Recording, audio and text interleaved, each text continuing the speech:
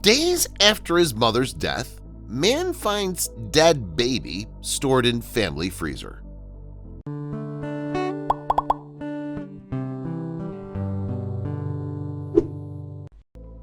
It's hard for Adam Smith, age 37, to say whether Barbara had been a good mother.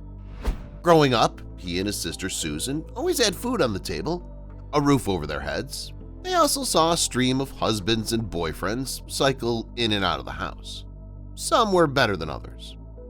When Adam was about 12, Barbara started drinking heavily and taking up with people who did the same. My teenage years she wasn't around, Adam says. She was on the bar scene, always out, hanging out with her boyfriend and this and that. Perhaps not coincidentally, about the same time that Barbara started drinking, a rift formed between her and her extended family. Previously, Adam's aunts, cousins, and grandmother had been a steady presence. Then, all of a sudden, Adam says, that extended family was cut out of his and his sister's lives. The Smiths lived on Miami Street in Tower Grove South and later moved to the Hill when Adam started high school at St. Louis Career Academy. Before Adam and Susan were born, Barbara had worked as a mail carrier and in restaurants. But she later told her children that she had to give up work because of them. For a while, Adam split his time between his dad Terry's place and his mother's. Days with his dad mostly meant sitting at bars watching him drink. Things were marginally better with his mom. Still, he says, she'd always had a mean streak and regularly belittled him for no cause. When he was old enough, he didn't hesitate to get a job and move out. But I always got sucked back in, Adam says. That was my mom. Even when he was living out of the house, Adam says, Barbara was still clingy with him, calling, asking him to run errands and get groceries and pick up medicine. Analyzing their relationship now, he thinks she stunted his independence, preventing him from fully realizing the life he wanted for himself. In the mid-90s, Barbara met a metalworker named Stephen Yaw at a bar on Mackland. Yaw doesn't recall the name of the bar, though he's sure it's long gone. He describes Barbara as having been headstrong, stubborn, domineering, set in her ways. She once chewed him out for buying a car he could drive back and forth to work. "What are you going to use that for?" she said accusingly. They lived together for almost 20 years. "I worked nights a whole lot, and when I went to work, she'd be at the bar," says Yaw, who's now 65. "Saturday, if I was off, we'd always go to the bar." In 2017, Yaw left Barbara to go live in Houston. According to Adam, Yaw couldn't deal with Barbara's deteriorating health. Yaw says he left because he discovered Barbara had spent $40,000 of his money supporting her children. He'd given her access to his account to pay bills, but had no idea she was going through that kind of cash on her kids' car payments, food, and cigarettes. Whatever the case, Adam, though not necessarily eager to, moved into the second-floor, two-bedroom apartment in Clifton Heights to provide his mom full-time care. Living in close quarters with Barbara subjected him to even more of her neediness and mistreatment. When Adam arranged for his sister Susan to come over so he could have a night out, Barbara would start to scream. "Oh, here goes whiny butt," she'd say. "There he goes whining. Just leave. Go to your girlfriend's." As Adam describes it, for a woman dying, you wouldn't think someone had that much strength to sit there and bang on an ottoman saying, "Die, mother effer, die." Yeah, she'd tell me that. During her fits of shouting, Adam sometimes called his girlfriend on speakerphone just so she could hear and know that he wasn't exaggerating. He tried his best to be magnanimous, not wanting to devolve into a shouting match with an ill older woman. Barbara had lived in the apartment for nearly 2 decades and smoked in it every day. The white walls had turned yellow. Detritus from a disordered life lay everywhere. Then there was the box in the freezer, a detail that at the time wasn't particularly out of the ordinary, given that a lot about Barbara's life didn't add up, even to her children. Later, a handful of media reports implied that Adam and his sister had spent their entire childhoods asking Mom, "What's in the box?" It hadn't been like that. However, it was true that for as long as Adam could remember, there had been an object in his mom's freezer the size of a large shoebox, the sort of thing a pair of boots would be packaged in. He has firm memories of it as young as 6. His sister, who's 45, remembers it always being there too. They thought maybe a piece of wedding cake was being saved inside. When Adam asked his mom about it, she would deflect. She'd just say, "No, it's nothing, don't worry about it," Adam recalls. She'd change the subject. Generally, Adam didn't think of it at all. This past January, about a year after Adam moved in with her, Barbara was diagnosed with small cell lung cancer. She'd been telling her doctors she wasn't smoking, which was categorically false. A CAT scan found spots on her lungs. The cancer spread to her liver, her bones, and her lymph nodes. And in late July, Adam called a priest to the apartment. "I'm not particularly religious," he told the cleric, "but if you could say a few words, I know she'd appreciate it." Barbara passed away on July 21st at the age of 68. About a week after Barbara died, Adam's girlfriend was on his case to clean out the apartment. Dirty dishes covered the table. The pantry was stuffed with half-empty boxes. He had his work cut out for him on that hot July Saturday. It was shortly after midnight when he opened the freezer to grab a water bottle he'd been chilling and saw the box. Holy crap, he thought, the box. His mother wasn't around to tell him not to open it. He took a photo of the open freezer and messaged his girlfriend, his sister Susan, and his aunt. "What if it's money?" his aunt texted back jokingly. Money was one thing Adam felt pretty confident it was not. He thought it might be more fun to wait until his sister and girlfriend could be there to open it with him. An impulse, in retrospect, he's glad he ignored. He grabbed a knife and cut into the cardboard. He saw a pink fleece blanket. "When I reached down there, you could tell it was just a foot. You could see it was a baby's foot," Adam says. "The skin was cracked. I guess curiosity gets the best of everyone. I pulled it up. When I pulled it up, that's when I saw the back of the baby's head with hair." Adam freaked out. He says he put the baby back in the box and called police, the non-emergency number. "This is crazy," the dispatcher said. "I'm just going to transfer you to 911. Adam met the officers outside and led them upstairs. In the kitchen, he recalls, one of the officers looked at Adam and said, "Are you gonna grab it?" "I'm not touching this thing again," he said. Adam went into his room while the officers and eventually a detective investigated the kitchen, which was now a crime scene. Later that night, down at the police station, a homicide detective interrogated Adam, who insisted the baby was a total surprise to him. He says the detective apologized to Adam for what he'd gone through and let him go. The medical examiner would do an autopsy, which would hopefully provide at least some rudimentary answers. The next day, the media showed up. Channel 5 was the first. Adam let them in. The other local stations followed suit. The St. Louis Post-Dispatch and Riverfront Times published stories, as did CNN, NBC, the South China Morning Post, and countless others. The headline on the Washington Post website read, "His mother kept a cardboard box in the freezer for decades. Inside, he found a mummified baby." Reporters had a lot of questions. Adam had a lot of questions too. Chief among them, exactly what kind of person was his mother? What else about her didn't he know? Barbara Smith kept a lot of secrets, even when she was alive. It was often up to her children to suss out key aspects of their identity on their own. An example. For a long time, Adam and Susan had assumed they got their last name from the same man, Adam's father, Terry Smith. However, as adults, they found out that Barbara had previously been married to another man named Howard Smith, from whom Susan got her last name, though Susan's biological father was really a man named Don. In the wake of her death, the family compared notes about Barbara. How many times had she been married? How many times did she give birth? Different relatives came up with different numbers.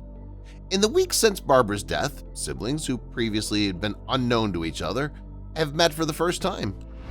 Stephen Yaw, the man who lived with Barbara for almost 20 years, said her past didn't seem particularly mysterious to him at the time. Now? Yeah, he adds. Yaw, of course, knew about the box in the freezer for all those years, but says he was blown away when he learned on Facebook about Adam's discovery. "For 20 years, I saw that box in the freezer and it was never used, didn't move. I always wondered what that box was for, but didn't ask," he says. In multiple conversations, Adam stressed he isn't judgmental of his mom for being with so many partners. That's not what bothers him. What keeps him up at night is the fact that she left him in the dark about so much. and that she died leaving an infant frozen in a box she knew her son would open. She knew she wasn't going to be around much longer. Why couldn't she tell us, he says. I can't help but think she did something bad. In the weeks since finding the baby girl, Adam has combed through his memories for clues to her identity. He remembers once, when riding in the car with his mother, he asked her why she seemed sad. She responded, "My firstborn Jennifer would have been 21 today." Adam can't recall exactly how old he was when she told him that. Maybe 6, maybe 7 or 8. I can't help but think that the baby that I found was Jennifer, Adam said. But even that, the most basic of information, is still beyond the grasp nearly 2 months later. Police and the medical examiner have yet to say how the baby died, and without a DNA test, Adam doesn't even know for certain the little girl was Barbara's child, although he strongly suspects that to be the case. Adam and Susan have always known the box to be in their mother's freezer. In houses from Miami Street to the Hill to Bancroft to Magnolia, meaning it's probable that the baby inside was born before Susan, who was born in 1974. In that case, Barbara would have been barely in her 20s, maybe even younger, when the infant arrived. It's hard to say what Barbara's life was like at that time. In the early 70s, she would still have been living with her family in the North St. Louis County city of Florissant, where she grew up. Younger relatives described the family as strictly Catholic, but family members who were around Barbara then and might remember what was happening at the time have not wanted to speak to reporters. However, Adam says in talking with his relatives, he's come to believe his mother almost certainly concealed her first pregnancy. It's likely her family didn't know, or someone didn't notice even as her belly swelled. Though concealed pregnancies that end in tragedy are shocking, they're relatively common and follow distinct patterns, says Michelle Oberman, a professor at Santa Clara University. Oberman has researched the grimmest of outcomes. She's often cited as a leading expert on infanticide as well as neonaticide, killing a baby in the first 24 hours of life. Women who conceal pregnancies for the entire duration often are disconnected from their own bodies and typically are young, often teenagers, pregnant for the first time. Oberman notes they're slow to recognize the signs of pregnancy, possibly as a result of some sort of trauma, but often because they're scared at the prospect of being pregnant. And while they are physically and emotionally changing, another hallmark of the cases Oberman has reviewed is that no one around the expectant mothers notices what's happening. The young women end up confused and torn between yearning for a connection with their baby and the feeling that they would be left in a seemingly impossible situation of caring for a child alone. Because they are young, they fall in the adolescent trap of avoiding the short-term pain of telling an adult they're pregnant and perhaps getting in trouble for having sex and ignore the far more serious long-term consequences. All too sudden, labor begins one day, Oberman says. No one would plan to have a baby alone, unattended, on a toilet, yet the overwhelming majority of these cases end in this tragic manner. In cases of neonaticide, the unprepared mothers often smother the newborns in a moment of panic. The response is not, "I don't want this baby," but, "Oh my God, someone's going to find out." Often the women follow the nearly unimaginable act with tenderness, cleaning the infants before taking them back to their bedrooms. Under their bed, in their closets, they keep the lifeless babies with them. Oberman points out that if a woman were committing something like premeditated murder, she would endeavor to get the evidence as far away from her as possible. We are distracted by the fact that the baby is dead. I get that heartbreak. It's a tragedy, Oberman says. But if we're tending toward worrying about these cases and how to prevent them, then we have to notice that what the woman is doing is actually treating the baby like a baby. Neonaticide cases tend to follow a distinct pattern, Oberman says. Parts of what we know about the broad outlines of Barbara's younger life follow that pattern. She would have been young and almost certainly afraid. Given her family's heavy-handed Catholicism, it's easy to imagine her concealing a pregnancy rather than admitted she'd been having sex, and worse, become pregnant. In fact, when she was later pregnant with twins, following Susan's birth, and put them up for adoption, her family was adamantly opposed, Adam said. But what actually happened to Barbara and that little girl in the freezer is still a mystery. Oberman says there are significant aberrations in the story that set Barbara's situation apart from the cases she's reviewed. What's weird about this case is how long Barbara hung on to the baby, and that she talked about it out loud, the professor says. Those are strange facts. Maybe the little girl was stillborn or died of sudden infant death syndrome. Maybe there was an accident. But the idea that Barbara could carry a child to term without anyone close to her noticing seems entirely believable to Adam, because it happened at least one other time. In 1986, Barbara gave birth to a daughter whom she put up for adoption. Adam and his sister were school children at the time, and yet he says no one in the family, not her children, not her siblings, not her parents with whom she was still in contact, realized what had happened. It wasn't until the days after her death that Adam and Susan found out. About a week after Barbara's passing, Adam got a call from his aunt. She had news. Earlier that year, her daughter, Jessica, Adam's cousin, paid for 23andMe DNA testing and found she had two full cousins, both women, one living in Illinois and the other in Florida. Laura and Shannon were their names. Born a decade apart, they shared the same mother, but had been adopted by different families. Their mother was a woman from St. Louis named Barbara Smith. Adam now knew the name of his older half-sister, Shannon, who'd been given up for adoption in 1977. The younger sister, Laura, was the real surprise. He hadn't known she existed. No one in the family did. She was younger than Adam by 5 years. He'd been around for the pregnancy but hadn't noticed. Furthermore, this was before the rift with the family in North County, and despite being in Barbara's life at the time, none of them had noticed either. Laura Sorensen grew up in St. Louis and has lived in Springfield, Illinois for the past 8 years. After connecting with Adam's cousin, Jessica, and 23andMe, they pieced together that Barbara was Laura's mother. Jessica told Laura that Barbara had passed away recently. If there had been an opportunity for the long-separated mother and daughter to meet, they had missed it by a matter of weeks. Laura did a Google search for her mother's obituary, but what appeared instead was a story about a baby in a freezer. I'd actually seen the story about Barbara before I even found the cousin or Adam or any of them, Laura says. I saw an article early in the week. I was like, no way. I totally read the headline earlier that week. Apparently, that's my birth mom and my half-brother. It was overwhelming. A birth letter Laura received from the adoption agency had some basic information about Laura's biological mother and father. The father had been an acquaintance of Barbara's ex-husband, whom Barbara had dated for a year and a half, though at the time of Laura's adoption, they were no longer together. It said Laura was Barbara's 7th pregnancy. However, the letter also states that prior to giving birth to Laura, Barbara had 1 miscarriage, a stillbirth, and 4 natural births. It's likely, but not certain, the baby in the freezer would have been her first pregnancy, followed by the natural birth of Susan in 1974. 3 years later, she gave birth to Shannon, natural birth number 2, as well as a twin who was stillborn. Adam was born in 1981. This means there are 3 known natural births, 1 short of what the letter says. Also, the stillbirth was Shannon's twin, the same pregnancy, meaning the letter leaves another pregnancy unaccounted for.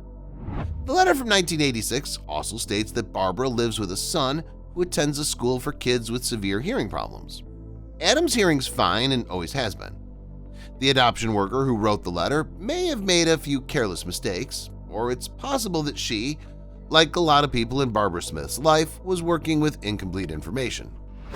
The more you know, the more questions you have, Laura said. Asked what she thinks is the story behind the baby in the freezer, Laura can only speculate. Maybe something tragic happened and she didn't know what to do, and that was her solution to not getting in trouble. She was young when it happened. I don't think it was anything criminal. It takes a big heart to give up 2 children to adoption, so I have a hard time believing that there would be any kind of malice involved. Laura may have missed out on meeting Barbara in life, but she did go to the funeral and hung out with the family afterward. She and Adam hit it off. Cut from the same cloth, they bonded instantly. Since connecting with Laura, Adam had been trying to scrape together the funds to have both his sister and his DNA tested. In September, he bought a scratch-off and won $1,000, some of which he used for 23andMe. The results showed he and Laura are half-siblings. Her dad's identity is still unknown. The end of the summer and early fall have been rough on Adam. He's mourned his mother. Pictures of him in front of his mom's open freezer have gone around the world. He put up with media intrusions. He's had to grapple with the anger he has toward Barbara that may never fully resolve. Barbara's legacy was questions, ones that only she knew the answers to. At the same time, Barbara's death has brought Adam something of a relief, a weight lifted off him. He no longer has to witness his mother's pain and suffering, nor be subject to her cruelty. He's out of the apartment on Magnolia. "I was held back for so many years by my mom's sickness," he says. "I could never go and venture out and do my own thing. Now I get to do what I need to do, what I've always wanted to do."